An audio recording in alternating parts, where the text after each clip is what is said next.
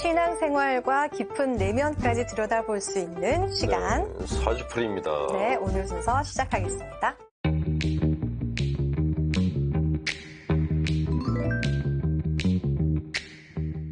자, 오늘은 다양한 사례를 통해서 영성심리를 알아보겠습니다.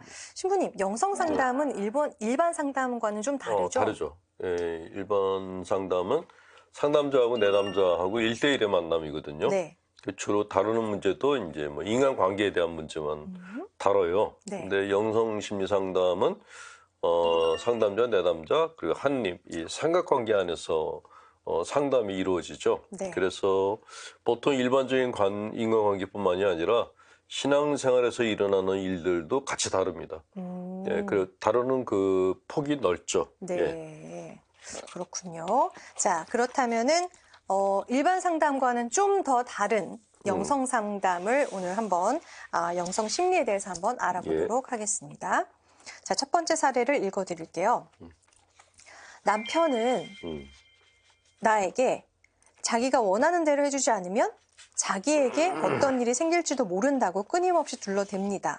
어떻게 해야 할까요? 어떤 심리에서 이런 행동이 나오는 걸까요? 라고 보내셨는데, 남편 본인한테 이상한 일이 일어날 거라고 그렇죠. 자꾸 얘기하는 거죠. 애들이 어릴 때 네. 엄마를 협박하는 방법 중에 하나가 나 밥 안 먹어. 밥 안 먹을 거야. 나 유치원 안 갈 거야. 그러니까 밥을 안 먹으면 누가 손해를 보는 거죠? 자기가 손해죠. 그렇죠. 배고프겠죠? 예, 그거를 일종의 이제 자기 처벌자형이라고 얘기를 하는데, 네. 협박하는 거예요. 그러니까 내가 원하는 대로 해주지 않으면은 다른 사람이 아니라 나한테 안 좋은 일이 생길 거라고. 본인한테. 그렇죠. 이게 묘한 거죠. 너무 유아기적 심리 아니에요? 굉장히 유아기적인 네네. 건데, 예를 들어서 지금 뭐 우리 사회에 지금 갑자기 생긴 문제 중에 하나가 뭐 묻지마 폭행 있잖아요. 맞아요. 칼을 들고 지나가는 사람을 막 찌른다 그러는데 이건 반대예요. 칼을 자기 목에다 대고 안 해주면 이렇게 할 거야? 그렇죠. 이렇게 할 거야라고. 이게 자기 처벌자형이라고 하는데, 약간 인질 협박범의 심리는 인질을 잡아놓고 내 조건을 들어주면 인질을 풀어주겠다인데, 문제는 이 사람들의 인질은 자기 자신이에요. 그러니까 이게 묘한 거죠. 이상하네요. 예, 이런 사람들은 자기 자신을 피해자로 만들고 다른 사람들을 나쁜 사람으로 만드는 그런 심리를 갖고 있어요. 그래서 영성심리에서는 이런 사람들을 악하다라고 얘기해요. 악하다. 못됐다. 마음이 사악하다 그러고 심리학에서는 그냥 임매추어다. 성숙하지 못했다라고 얘기를 하는데, 어쨌건 응석바지라는 거죠. 네. 요새 금쪽이 얘기가 굉장히 많이 나오고 있죠. 금쪽이들. 네, 뭐 초등학교 선생님이 이제 극단적 선택을 한 사건이 일어났고, 그래서 금쪽이들에 대한 이야기가 나와 있는데, 금쪽이들은 부모님이 과보를 하면은 생기는 그런 부작용들이 있는데, 네. 이미 이게 중국에서 생겼거든요. 중국에서는 이런 아이들을 소황제라 그랬어요. 아, 그래요? 예, 이 소황제인 아이들이 나이를 조금 먹고 난 다음에 온갖 진상짓을 다 하기 시작했어요. 뭐 비행기를 탔는데 자기한테 준 라면이 맛없다고 그 라면을 갖다 스튜어디스한테 집어 던지는 애들이 있고, 다니면서 자기 멋대로 구는 아이들이 있어요. 그것이 어렸을 때 금쪽이처럼 자란 아이들인 거예요. 근데 이런 아이들이 부모님을 협박하는 방법이 나 밥 안 먹어. 그리고 주위 사람들한테 니들이 내 말을 안 들어주면 나한테 무슨 일이 생길지 몰라라고. 이 사람들이 가끔 자해행위 돼요. 자살하는 것 같은 연출을 하게 돼요. 약을 먹는데 치사량만큼은 안 먹고 적당량의 약을 먹고 이렇게 자살하는 것처럼 하거나, 그런 행동을 통해서 자기 욕구를 채우려고 하는 그런 사람들이죠. 관심 받으려고 그러는 거죠? 예. 뭐 관심보다 세상 일은 다 내 뜻대로 돼야 돼라는 생각을 갖고 있는 거예요. 세상에서 나만큼 소중한 사람은 없다라고 생각하는 거죠. 세상에서 가장 소중한 나한테 내가 이렇게 상처를 준다면은 니들은 손해 보는 거야라고 얘기하는 거죠. 어른 금쪽이들이요. 어른금 쪽이에요. 예, 예, 아이고. 예. 어떻게 근데 해야 돼요? 자, 이런 사람들은 네. 책임감이 없어요. 음. 만약에 빛나 씨 딸이 있어요? 네네. 딸이 이런 남자를 데려오면 아, 무조건 싫겠죠. 너무 싫죠. 만약에 결혼한다 그러면 못하게 어떤 일이 해야죠. 벌어질까요? 어떤 일이 벌어지냐고요? 이런 남자하고 딸이 결혼했어. 그럼 어떤 일이 생길까? 이런 일이 벌어지겠죠. 그러니까 엄마. 매일같이 남편이 벽에다 머리 박고 별짓을 다 할 거란 말이죠. 아니, 별짓을 안 해도 힘든데. 음. 안 해도 꼴보기 싫은 이런 집값을 네. 얼마나 꼴보기 싫겠어요? 그러니까 우리가 지금 금쪽이들을 키우고 있는 게 이런 어른으로 만들고 있는 그 중이라는 거죠. 그러니까 이런 사람들은 나이가 먹어도 어른이 안 돼요. 그냥 애로 남아 있어요. 그래서 결혼하기도 어렵고 결혼해도 결혼 생활을 못해서 이혼을 당하기가 일수이고, 이혼해야죠. 예, 이혼을 당하는 거죠. 본인이 이혼하는 게 아니고. 그렇죠, 그렇죠. 그래서 이런 사람들의 경우에는 이런 해야죠? 을로된다 그랬잖아요. 남편이 나한테. 네네. 나한테 이미 어떤 이런 일이 남자를 생길 데리고 거야. 살고 있는 자매거든요. 어떻게 해요? 근데 이런 남편에 대해서 어떻게 하면 좋을까라고 묻는 것인데 그냥 내버려 두는 게 좋아요. 그냥 지가 여기다가 딱 칼을 대고 나한테 뭐 내 얘기 안 들어주면 나 죽을 거다 그러면은 그때 그냥 식구들끼리 모여줘서 그냥 밥 먹으면 돼요. 죽거나 말거나. 무관심. 이 사람들은 절대로 자기 자신을 찌르지 않아요. 그 찔러도 피가 살짝 날 정도만 찔러요. 네. 왜냐하면 나는 너무나 귀한 존재이기 때문에. 너무 싫어. 그래서 이거 거의 세뇌시키는 거잖아요. 나 뭐 이렇게 될 거야. 그렇죠. 뭐 이렇게. 그러니까 이 자매님이 선택할 수 있는 건 두 개예요. 네. 데리고 살든가 속상해하면서 버리든가. 버리든가 음. 아니면 아예 그냥 관심 두지 말고 그냥 이렇게. 예. 근데 무관심하면 더 심하게 할 것 같은데요. 응석 빠진 애들이 엄마가 어디 갈 때 뒤로 따라가면서 막 잉잉대고 울어요. 네. 근데 엄마가 돌아보면 더 울어요. 근데 안 돌아보고 계속하면은 일어나서 따라가요. 그래서 그런 어렸을 때부터 가져온 버르장머리를 고치는 방법은 네. 무관심한 거예요. 그냥 너 죽거나 말거나 그냥 너 죽으면 나는 새로 결혼할 거야라고 그냥 대놓고 얘기하는 것이 그게 낫다. 이거를 우리 남편이 나 때문에 죽으면 어떡해요. 그렇게 막 애걸복걸 하는 네. 거는 그 남편이 원하는 대로 되는 거예요. 그렇게 들어주시면 안 됩니다. 지는 엄마한테 보내세요, 그냥. 예, 맞아. 자기 엄마한테 보내는 지는 게 엄마한테 답이에요. 보내서 커서 와야지. 예. 그리고 내 자식 키우세요. 음. 네. 다음 사례입니다. 저는 평소에 긴장을 많이 해서 놀림을 받습니다. 늘 긴장하는 게 잘못된 건가요? 잘못된 것 같진 않은데요. 긴장하는 게 비나자매님은 언제 긴장해요? 저도 그러니까 겉으로는 티가 잘 안 난다고 하는데 사실 긴장 많이 해요. 방송할 때도 긴장 많이 하고 특히 처음 사람 만날 때 처음 뭔가 새로운 일을 시작할 때 긴장을 많이 하는 편이에요. 네. 보통 우리는 뭐 시험 보기 전 아니면 중요한 일이 있기 전에 이제 긴장을 하죠.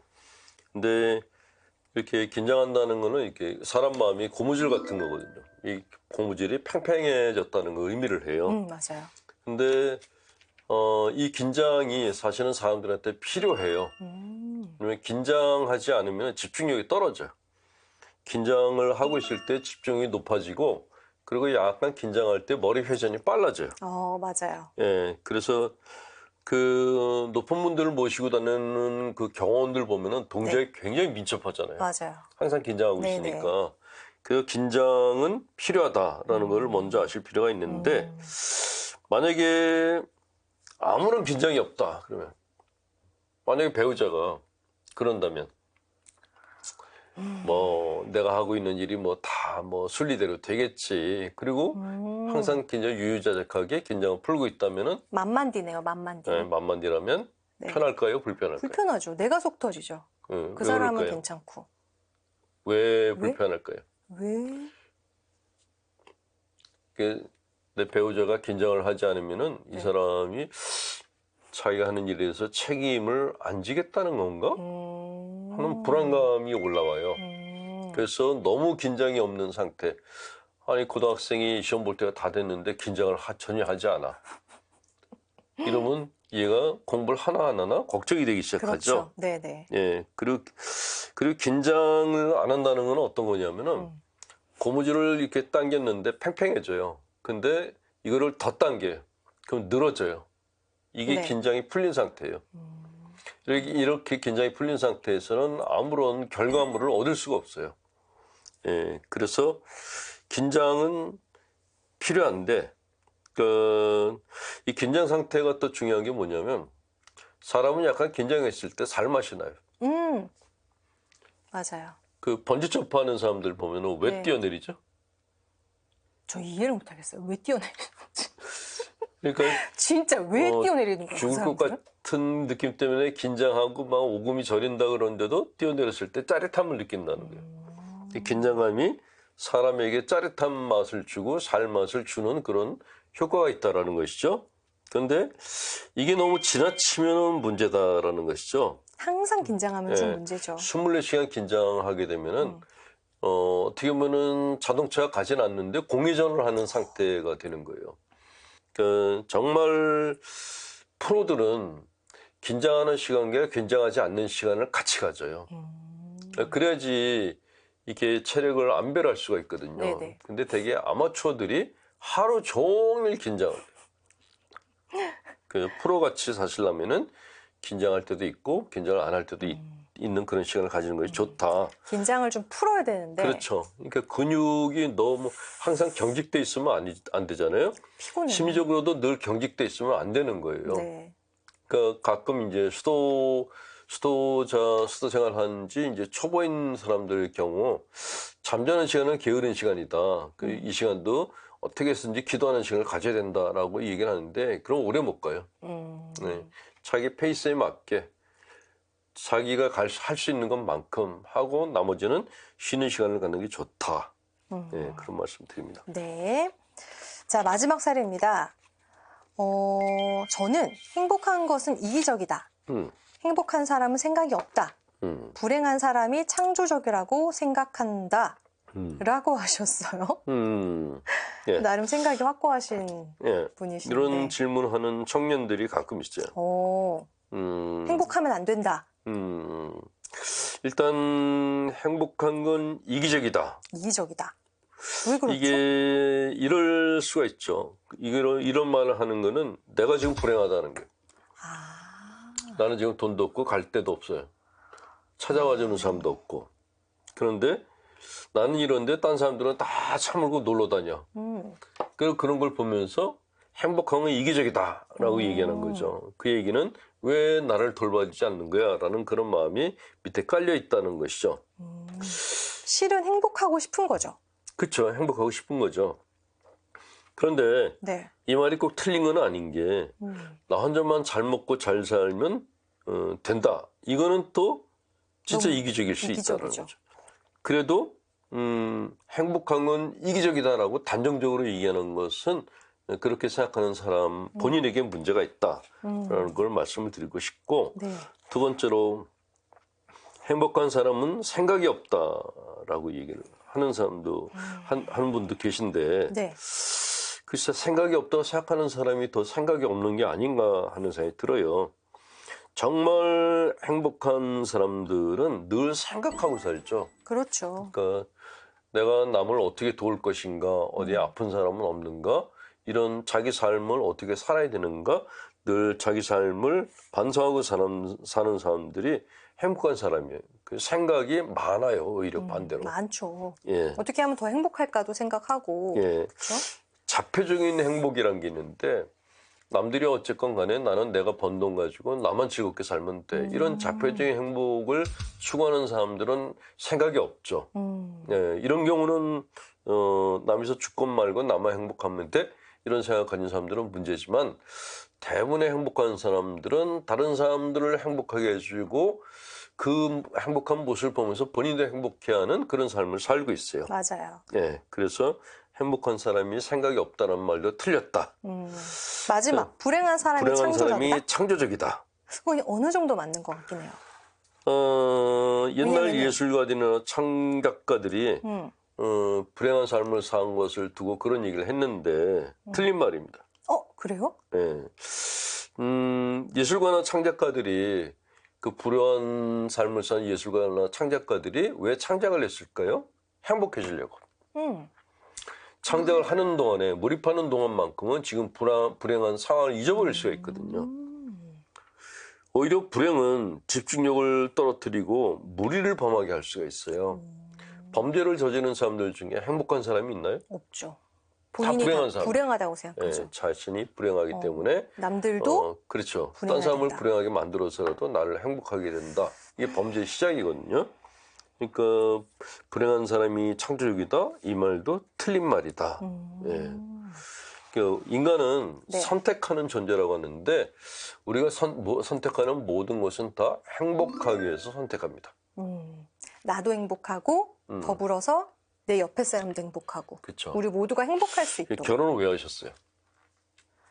불행하려고 행복하려고. 행복하려고. 행복하려고. 예. 행복합니다. 일을 하려고 하는 것도 행복하려고. 그냥 내가 하는 인간이 하는 모든 행동은 다 내가 나를 행복하게 만들어주려고 선택하는 거예요.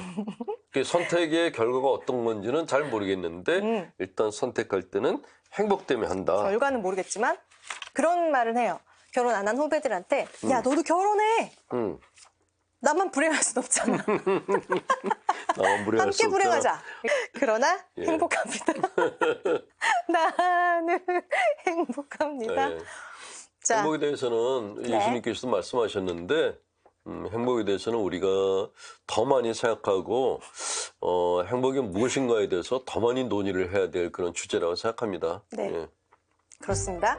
자, 이제 마칠 시간입니다. 생활 속의 고민, 신앙에 대한 질문 뭐든지 괜찮습니다. 저희가 행복하게 풀어드리도록 하겠습니다. 행복한 결혼 생활 하고 계십니다. 예.